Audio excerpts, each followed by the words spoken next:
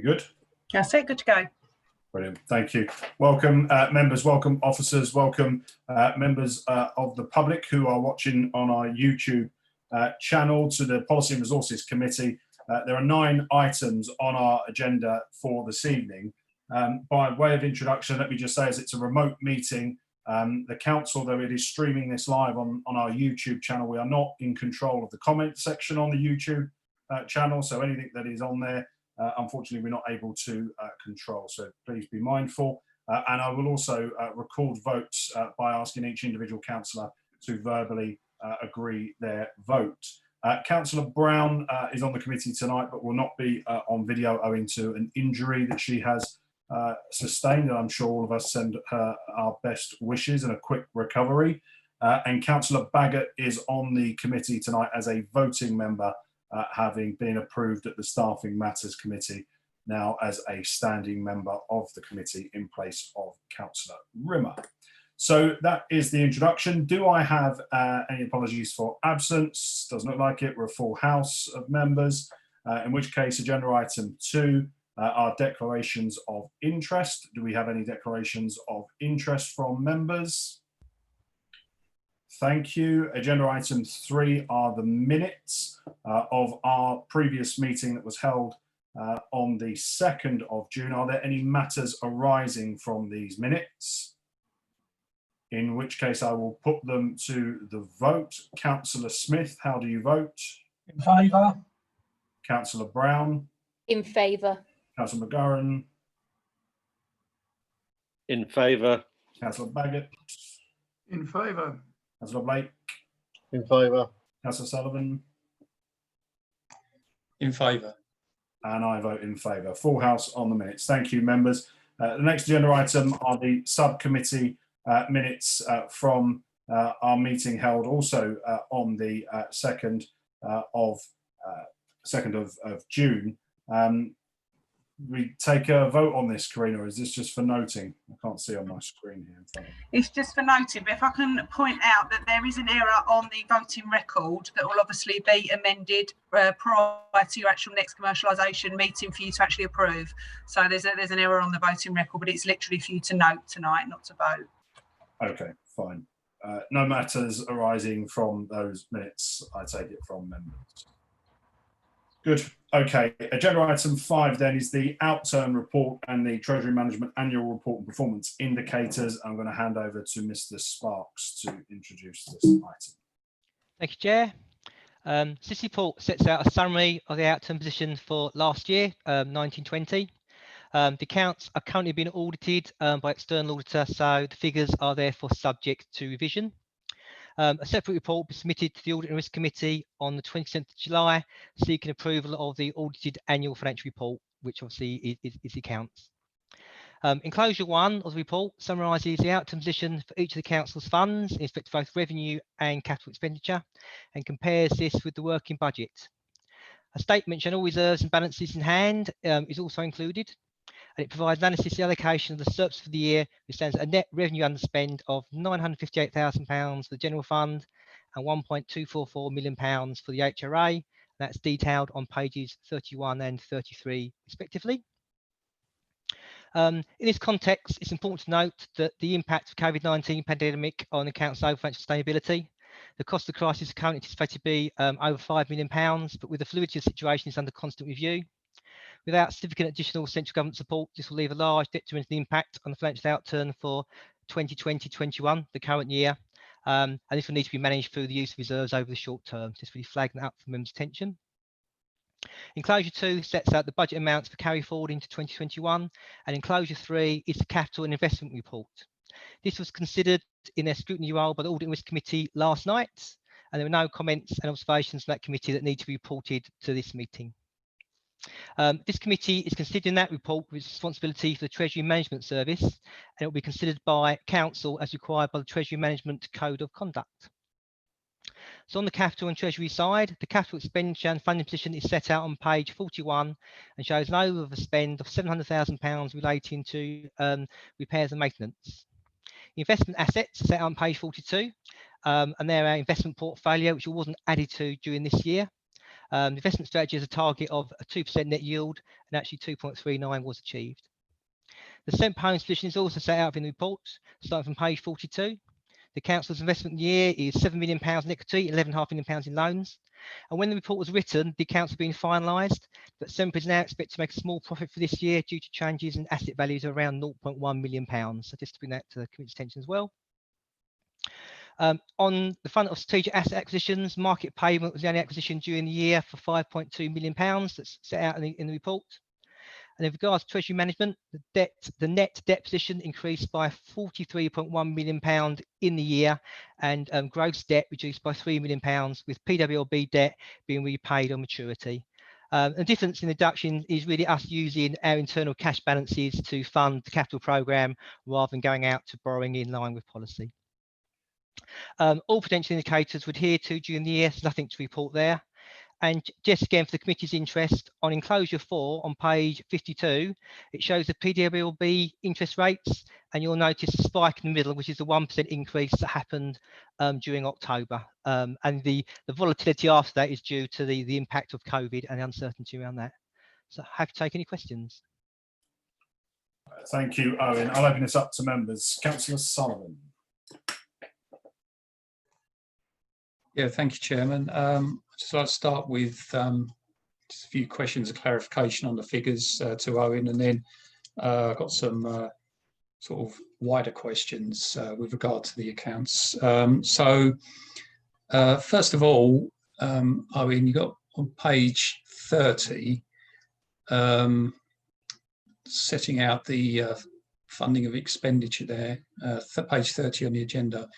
I know that the new homes bonus and the council tax amounts actually didn't change between the original budget, working budget, and actuals. Is almost suspiciously accurate there? I mean, I would expect a bit of variation. I'm not saying obviously they're wrong. Is there, other than just by coincidence, or that those figures did not change at all over that period, or has there been some accounting reason for that? So the new homes bonus is agreed in advance, so we know what we're going to get at the start of the year, and that's what we incorporate into the budget, and that doesn't change. It's based on the build costs from the previous year, so it's set so retrospectively by government, so that's why that doesn't change. And on the council tax, Richard, do you know that? Sorry, I was just working out how to unmute. Thank you. On the council tax, I think that the line that says council tax 16992, that would never change. The line that could possibly change is the council tax surplus figure. As you can see, it hasn't changed. I haven't got an immediate explanation to hand. I'm absolutely certain that it's right, but if I can come back to the member in due course, that would be helpful. Yeah, I do have other different questions, if I may just do them one at a time. Okay, I mean, I'm sure it's all above board, but it just did seem sort of suspiciously accurate for such large figures. And I thought the new homes bonus, you know, that depends on how many properties are built, and that might vary a bit anyway.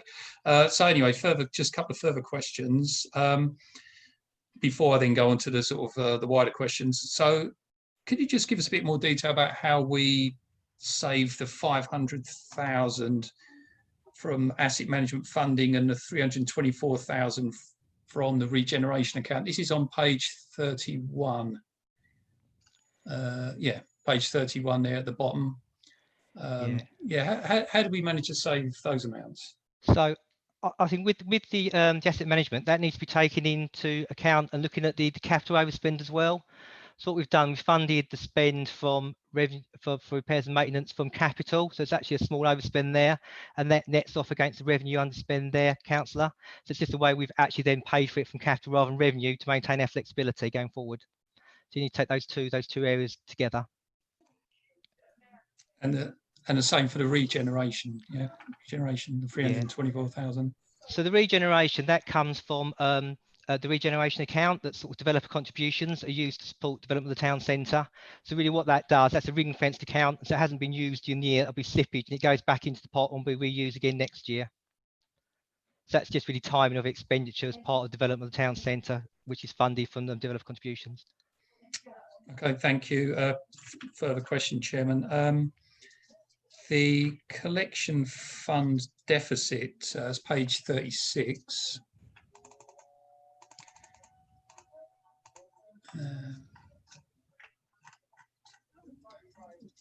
Yeah, it mentions a collection fund deficit 3.5 million. It was 1.4 million last year. Any explanation for that large increase? I can do this, Owen. Yeah, go on then. Yeah. Yeah. So the most volatile part of the collection fund is the business rates element rather than the council tax element. And we do experience quite significant swings in business rates, with appeals being won or appeals being lost and reliefs being introduced and reliefs being withdrawn. So that will be the explanation for that increase in the deficit on the collection fund. We do have a natural mitigation for the business rates side of things, and we have a business rates equalisation account which we use to smooth out these swings and roundabouts in a surplus or deficit on business rates, but it is a very volatile income stream. Thank you, Chairman. Just a handful more questions on the sort of wider issue. First of all, I don't know who to address this one to. The recommendation 2, it says it's going to go to full council. Do we know exactly when? Because we haven't got one until September. That'd be the AGM. Will it be the October one? Would someone be able to tell me that? So in terms of full councils, we have, at the Staffing Matters Subcommittee, we've earmarked the 24th of September as the date for an AGM. It may be subject to business that we also look to use that as a date, although Staffing Matters would, I assume, have to agree to this, that we also use that as a date for another full council to start on the rise of the AGM. But that will be a matter for Staffing Matters to consider. Otherwise, the timetable is as set out.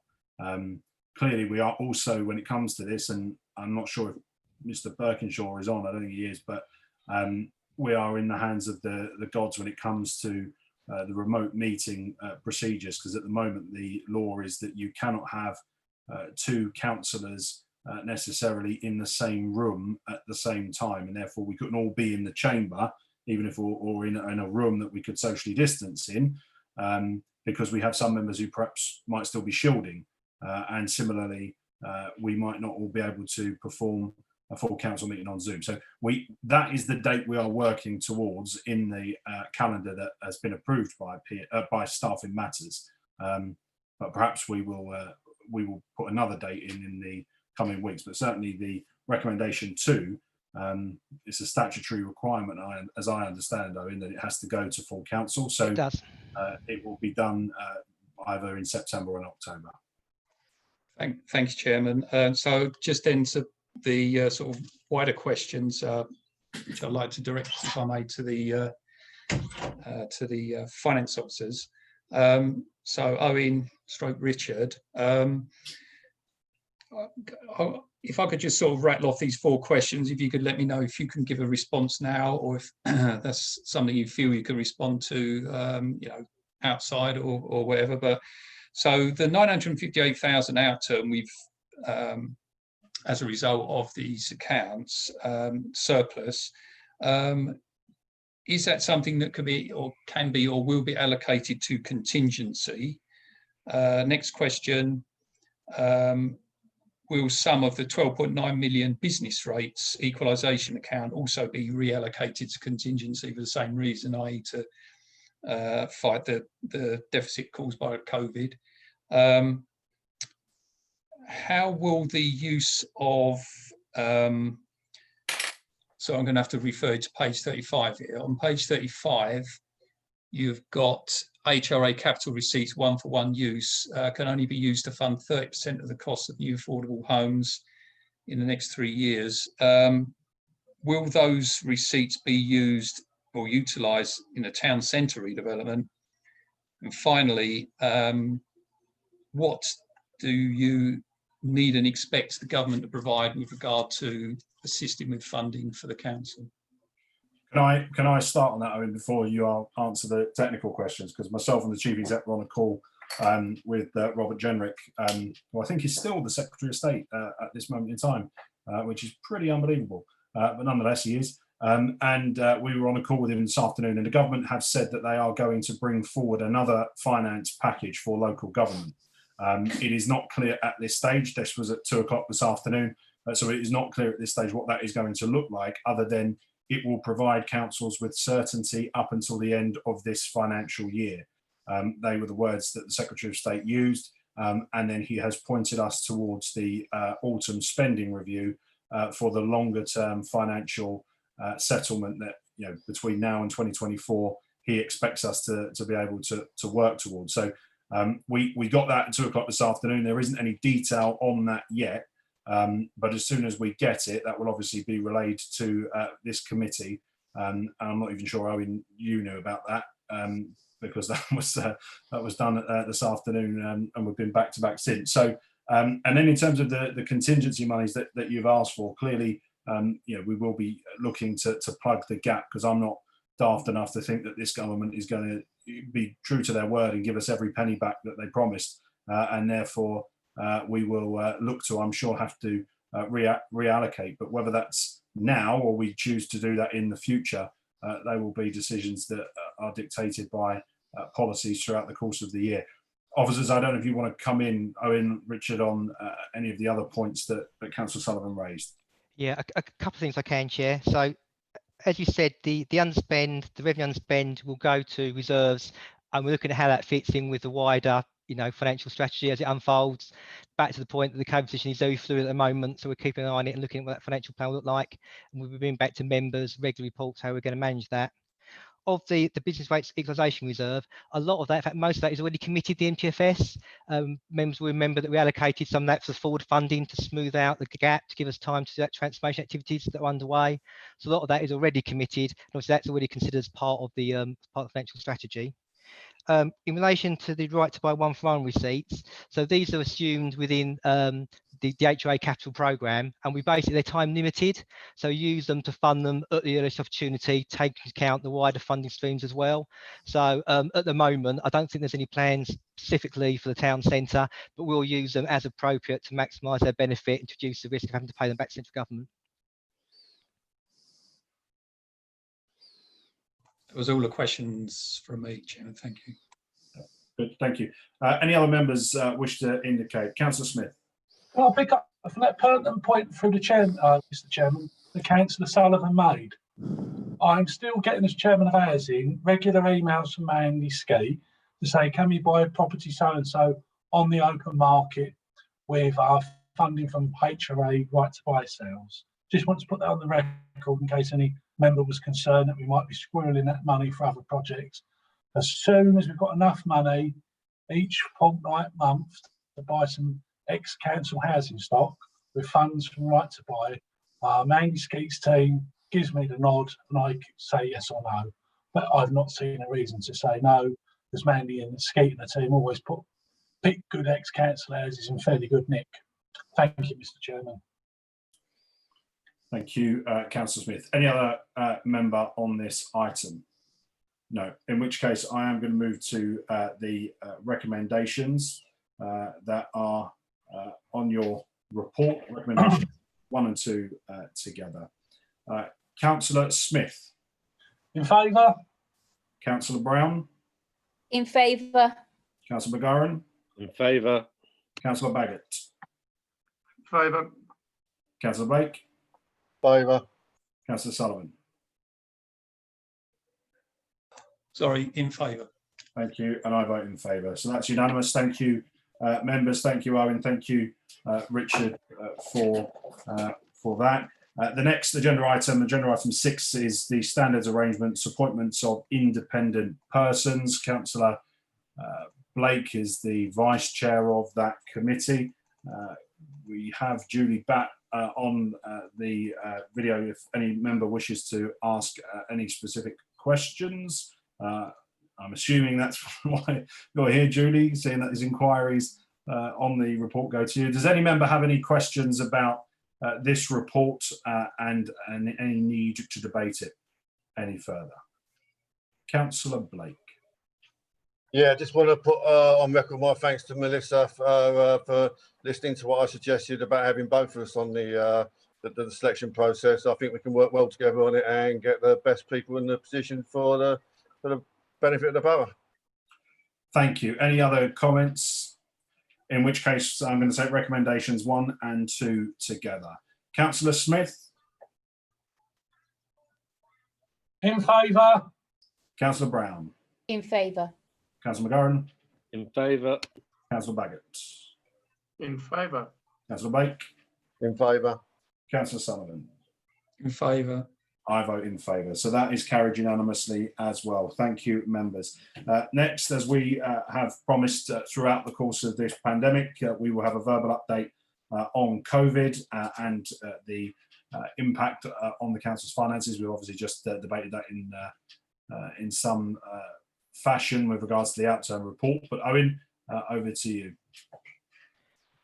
Thank you, Chair. I think there's picking up on what I said before, really within that introduction, there's a couple of things just to point out to people. Basic situation from the last update hasn't really changed. So we're looking at about a pressure around £5 million, which is a mixture of lost income and additional costs. And there's another couple of income streams just to make members aware of that are also sort of being discussed that might help us.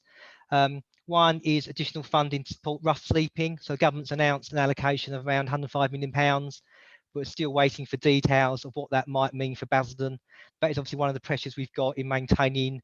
Members remember we housed some additional homeless people at the start of the crisis to help us maintain that. There's also a local welfare assistance fund to support the most vulnerable, £63 million that's been announced. And again, we're waiting to understand what the details and how that might work, whether that will be a top tier allocation or we'll get some of that allocation as well. Again, linked to what the Chair was saying earlier, we submitted our third data gathering return from MHCLG on the financial position of the council that all councils are doing on Friday. And MHCLG are currently analysing those. Hopefully that will help them confirm an additional chance of funding, as we were talking about earlier. And then again, putting all the discussions together, really what we've been speaking about is the whole of this wider financial position, and the MTFS is currently being reviewed as part of development of the budget strategy. And the first report, which basically sets out our approach, that will be coming to the next committee, I think, Chair, which will hopefully start to bring that together for you. Brilliant. Thanks, Owen. Any member with a question for Owen on anything COVID related in relation to the council and what we're doing? Probably worth just noting as well there, Owen, about the discretionary payments that we approved, the policy that we approved last time round. As we've got all but, is it 100 grand out that's gone? So very, very well done to Rob Manser and his team again for what they've done to get that money out to our micro businesses as well. Yeah, and we're one of the first in the country to get that out, Chair, as well. I think it's really good that the team have managed to do that. Absolutely. And that also, it's not just the Revs and Benz guys, but it's the IT as well, the ability to be able to do that online and get that out. So a huge corporate effort there to do that. So well done to all of the team. Any other member with a item? In which case, thank you, Owen. I'm going to move on now to agenda item 8, which is to do with the lease of land at St Martin's Square. Adele, are you trying to get in? Because your screen is flashing up at me, but I think you're on mute. I don't know if that is... No, I wasn't. Okay, fine, good. In which case, agenda item 8 is the lease of land at St Martin's. I'm pretty sure every member on here is a very experienced member. We can box around any part 2 items to enable us to keep all of this in part 1. If any member does wish to go into part 2, please do let us know before we get into that discussion. In which case, I'm going to hand over to Tomasz. Actually, I'll take this, and then Tomasz will come in the questions, no doubt. I'm just going to share my screen actually, because I think it will be helpful, if you don't mind, in terms of the plan. So we've got that plan up in front of us. I think that just might help to set the scene. Hope you can all see that. Okay, we sent the report. Apologies, it came late onto the agenda. We've been negotiating the terms on this up to the last minute. The report sets out a proposal to lease a small area of land to Orwell Real Estate, who are proposing to redevelop the block they own in the town centre to the south of the old Marks and Spencer's unit, and between that unit and the new college building. So obviously this area edged in red here. The small parcel of land that we're talking about today is just this bit of land here in the northwest corner. And I think Councillor Callaghan just said about part 2, the draft terms are confidential at this stage. So in terms of that, we might have to switch into part 2 later, but I'll just outline the principles first.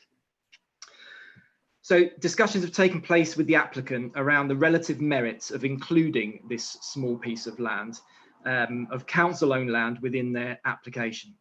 So following further discussions and consultations with the council's planning and regen teams, it has been suggested that this bit of land in the corner should be included in the proposed development. It's currently paved public realm.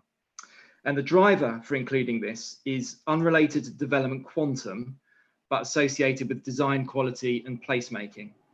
It's desirable that the development of the site should create strong new building lines that form streets on all sides, terminating in strong corners. As you can see, it completes that rectangle. The northwest corner is key, as set out in the draft master plan, as an important arrival connection and link from the station to St Martin's Square and the church. And if I can quote our head of planning at this point, the creation of the straight edge as you view the building from these 2 vantage points creates a feeling of destination and articulation, which along with quality materials and improved public realm provides an opening for the town. The current block stands opposite the end of the old Marks and Spencer's block, and it's proposed to develop the new block in line with the shop fronts and Orwell's ownership line, which is the inner red line that you see there. There are currently air rights on this outer red line here, which covers the canopy that you might remember is around the whole of the Orwell building. And also here, there is an overhang. Part of the building reaches over into the public area. The removal of the overhanging building will help to create a sense of space and width at a crucial pinch point. And just to help visualize that, I'm hoping that you can see me switching between screens. Can you see that now? I'm just showing on Street View. You can see this is the corner that we're talking about here, that we're proposing to square off, but you can just see there that building overhang, and it's in line with the canopy that comes around. Okay, so effectively, therefore, it's a rationalization of land to make a better quality project. The area proposed to be leased to Orwell is around 45 meters squared, and the area that effectively we're getting back in terms of air rights is around 20 meters squared. And it's really important to note that it's proposed to include a clause in the lease that would enable the council to force a surrender of the land back to the council if the proposed scheme doesn't achieve planning or does not proceed within an agreed period. As set out in the report, there are 2 conditions that need to be met. The land is restricted by a covenant, and Homes England consent is required to release that. It's the restriction against any retail or residential use. And also the land is regarded by the council as open space, and therefore the proposed grant of the lease, if approved in principle, has to be advertised and consideration given to any objections or comments. On this, the council has been advised by an experienced external consultant who's on the call today, Paul Humphreys from Harborough. And the council has received a professional report on the transaction that recommends the draft terms for approval. As a minor disposal, these matters would normally be dealt with under delegated powers, but as the proposal to dispose of a lease of the site has to be advertised, committee are asked to approve the draft proposals in principle as set out in the recommendations, and note that the detailed terms and final decision whether to proceed or not with the grant of the lease after the matter is advertised would be dealt with under delegated powers by the AD for growth. I'd be happy to respond to any questions the committee might have at this point. Thank you, Matt, and thank you, Paul Humphreys as well. Yeah, can we get the screen back? Yeah, okay. I'm going to open this up for questions from members. Do I have any member wishing to speak on this item? Councillor Sullivan. Yeah, thank you, Chairman.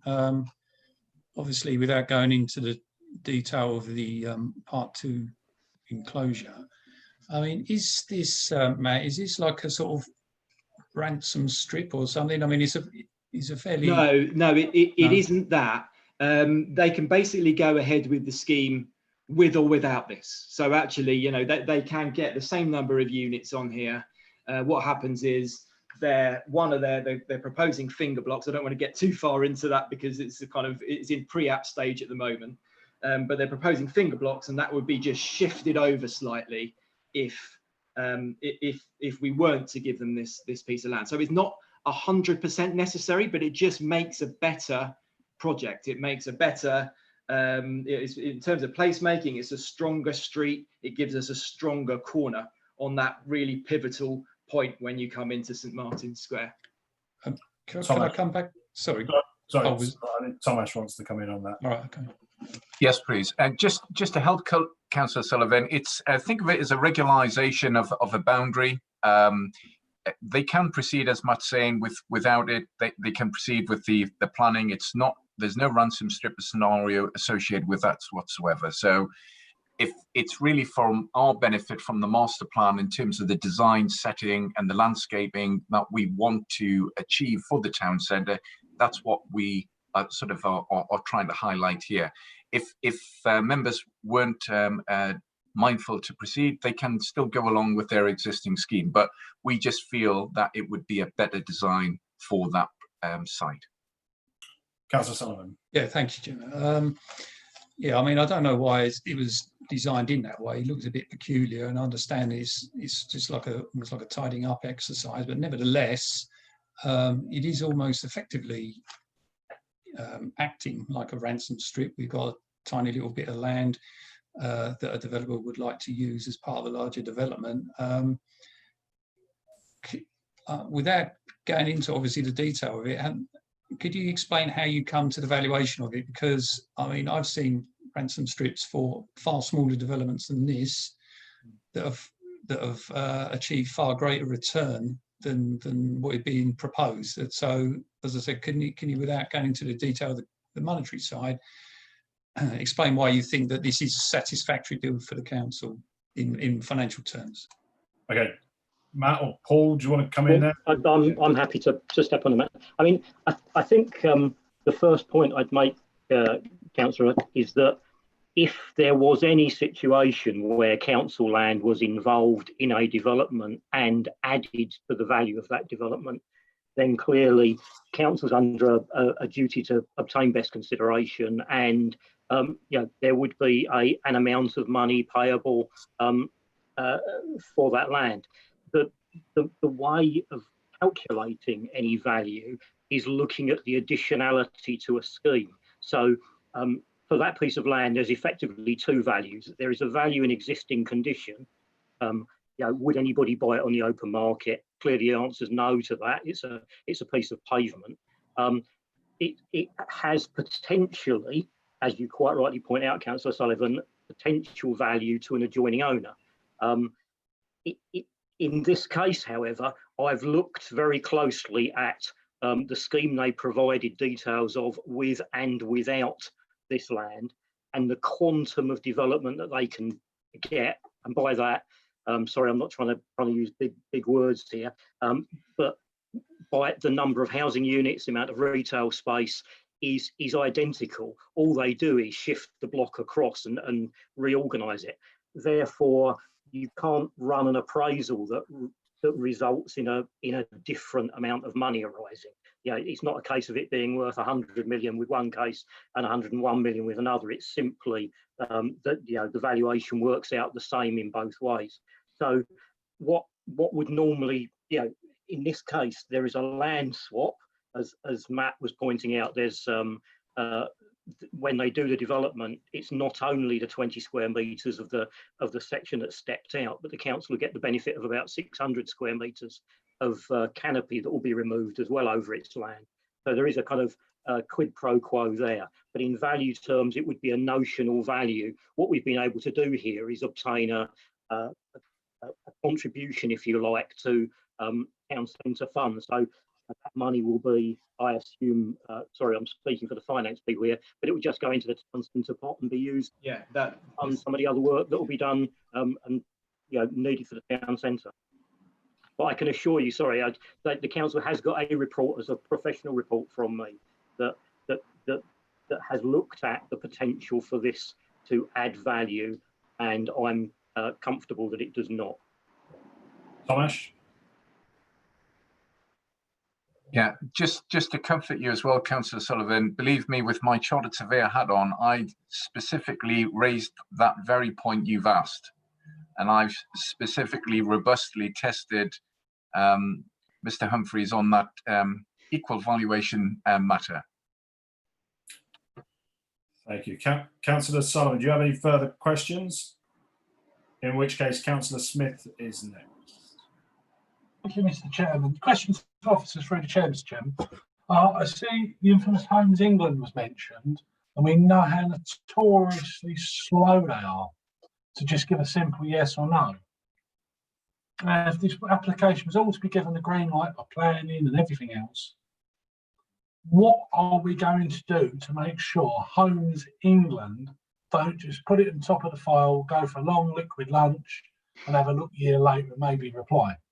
If the committee's mind to support this has got to be on the basis Homes England takes it serious. Because without digressing, Mr. Chairman, you've been asked by government, what can we do to quickly regenerate the economy, get things stimulated because of COVID-19? It's silly having those conversations when we've got Homes England just doing what they're good at, twiddling their fingers. Thank you, Councillor Smith. So, Councillor Thomas, I'll bring you in because I know we're having almost weekly conversations with Homes England. Yeah. So thank you, Chair. Just to assist Councillor Smith, you're very right in terms of we have, been in a lot of discussions with Homes England over the last couple of years, trying to sort of encourage them and move them along. We are seeing encouraging signs from them on both within our own assets in engagement and also in a wider South Essex seller environment. And I know Mr. Humphreys and Mr. Carroll have also been in tandem discussions with them across the whole of Basildon in respect of the support of the master plan. So I would say that we're getting positive signs. I can't comment on the other aspects that you've referenced in terms of the liquidity of their engagement, but I could certainly say that they are listening and engaging with us on a number of broader and nearby assets as well. Thank you, Thomas. Kerry, so Councillor Smith, do you have any further questions? Okay, Councillor Baggott is next. Okay, thank you, Chairman. I'm going to try and make sure I don't stray into any part two, and I'm sure that we can go into it if we do. So I'm very much aware that Councillor Smith is the champion of making sure the councils don't give away an inch of space unless they get absolute top drawer money for it. And I guess the guy in the Clapham Omnibus, what it sounds like a bit is here we have the council giving away land or giving it away at a reduced rate, so that a property developer can make more money on building properties in Basildon Town Centre. That's how it sounds to the uninitiated. Who's going to reassure me that that actually isn't the case? I am, because it's quite clearly not the case. And you I'm not reassured about that.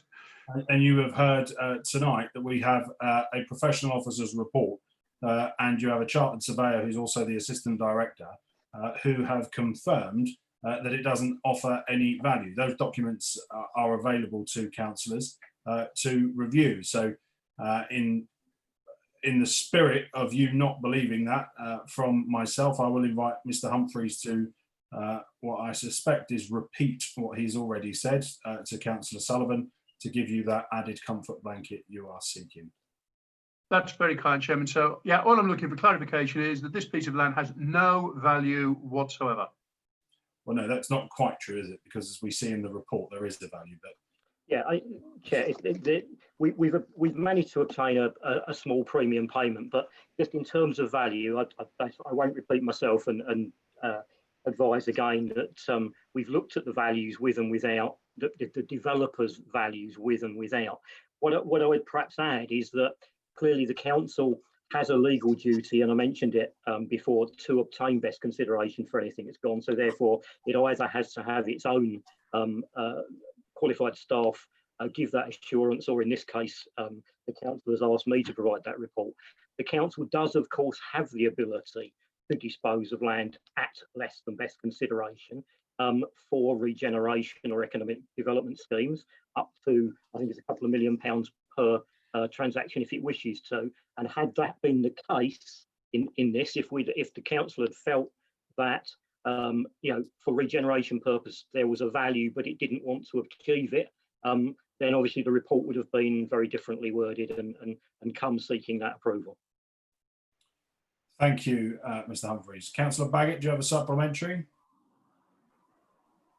No, I just want to make sure that I'm clear. So what's being said is that the council has the ability to, when it's for certain schemes, actually dispose of something for less than the actual value in order to achieve the overall aim. Is that's roughly what we're saying? Yes, there are general consents. The government have provided general consents, I think quite a long time ago, 2002, I think, where to allow councils to sell. Previously, councils would have to go to the Secretary of State for specific consent to dispose at less than best consideration.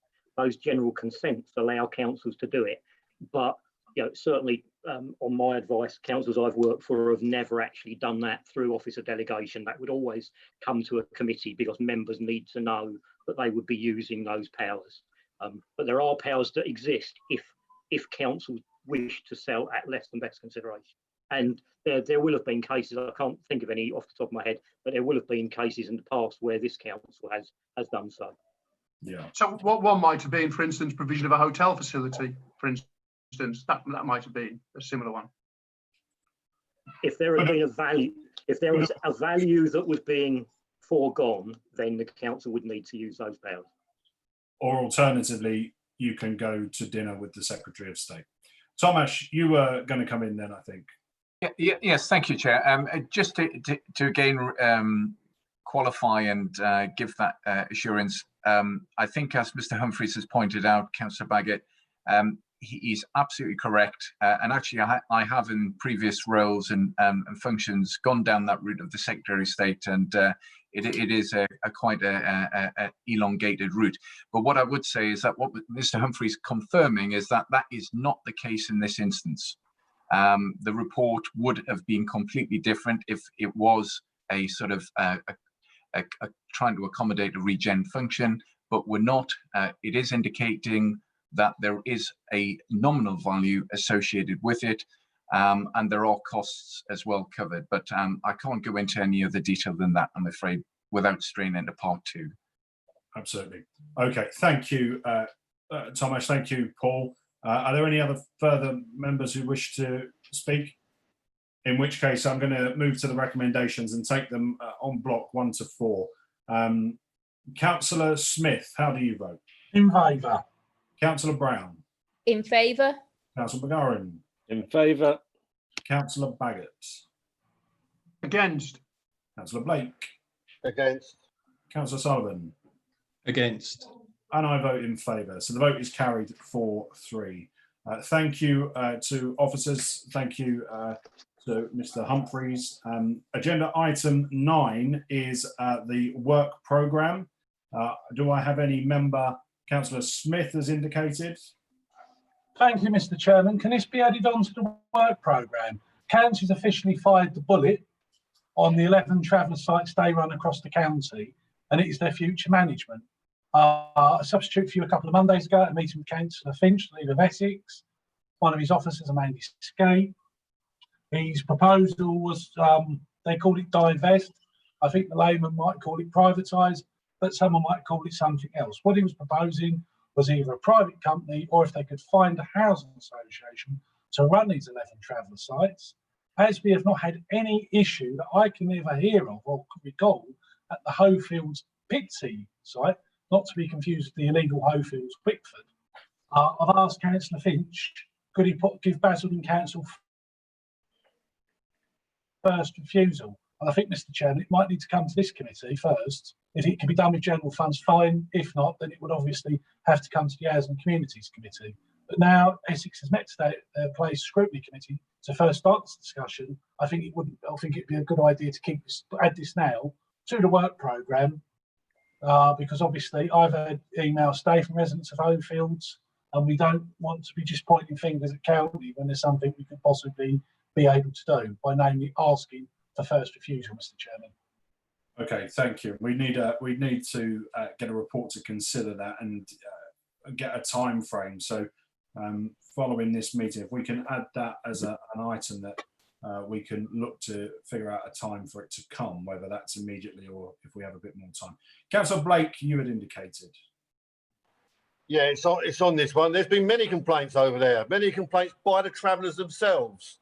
Those travellers over there have been absolutely fantastic. I'm probably the nearest councillor to them and have been for many a year. You can shake your head and disagree, but certainly right near them, and they are superb. However, the actual position of that site is shocking. They complain, they go through hell there with the smells and everything else that's been going on. And we shouldn't be thinking about taking it over at all. Relocating, maybe, but certainly not even considering taking over a site where the travellers themselves do not like or support. Thank you. Sounds like there's a debate to be had. Mr. Chairman. Oh, sorry, Councillor Smith, do you want to come back? When I meant, I heard every word Councillor Blake has said, and I might disagree with some of it. What I meant was complaints about the people living there. And I've never had anyone complain about the residents there. Just want to clarify that point. They may have valid complaints about where they're living, but people aren't complaining about the people living there. Councillor Blake.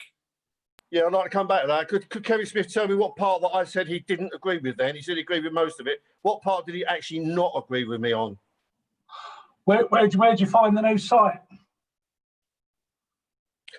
I said we need to find a new site. That's all I said. I didn't say we should pinpoint a place. I said we need to. So you disagree with the fact that we should pinpoint a new site. So you don't agree with that. Thank you. I think what we're getting at is that there might be a need for a debate. Not now, but when we've had a report and when we've had a chance to see whether or not the county council are even going to come good on their decision to dispose, and whether or not it's something that this council wants to explore. Of course, part of the reason why the site may be unsuitable at the moment for the current residents is in large part because of Essex County Council's decision when it comes to the Tovey waste plant, and let's hope that they don't repeat the mistakes of 2013 and pass an application for an incinerator on the same road, because that would be a nightmare for not just those residents, but residents in Voisey Gardens and Wood Green and elsewhere near to Burnt Mills Road. Councillor Sullivan, you had indicated.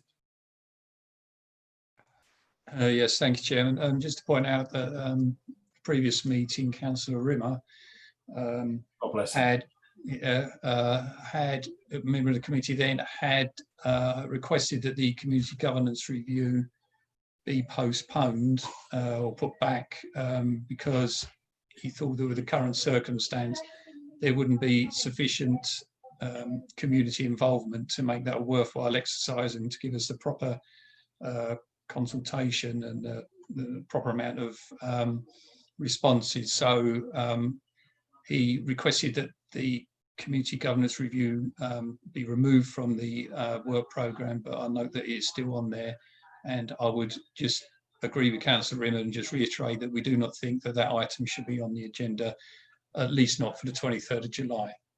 Okay, I will consider that. I do have a meeting on Monday evening with the Shadow Wickford Town Council, so I will be guided by discussions on Monday evening.